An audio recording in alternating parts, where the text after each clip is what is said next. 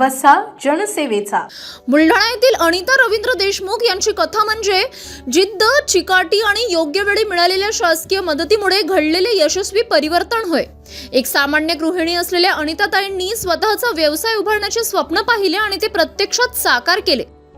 घरची आर्थिक परिस्थिती मर्यादित असल्यामुळे व्यवसायासाठी आवश्यक भांडवल उभे करणे त्यांच्यासाठी मोठे आव्हान होते। बँकेचे कर्ज आणि त्यावरील व्याज ही चिंता त्यांच्या पुढे उभी होती।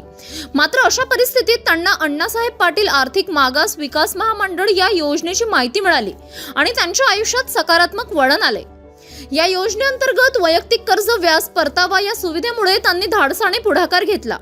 आवश्यक कागदपत्रांची पूर्तता करून the Buldhana district central cooperative bank यांच्या माध्यमातून त्यांना 15 लाख रुपयांचे कर्ज मंजूर झाले।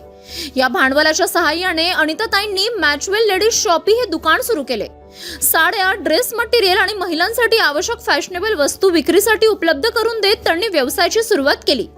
सुरुवातीच्या टप्प्यात ग्राहक मिळवणे सोपे नव्हते, मात्र त्यांनी संयम, सातत्य आणि उत्कृष्ट ग्राहक सेवा या तत्वांचा अवलंब केला।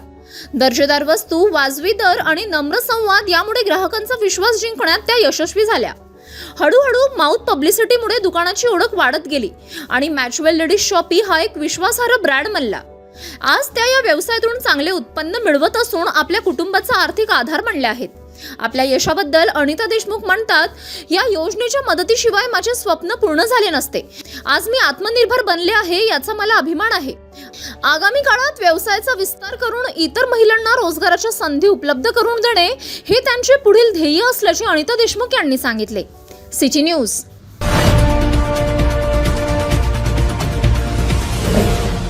सिटी न्यूज वसा जनसेवेचा।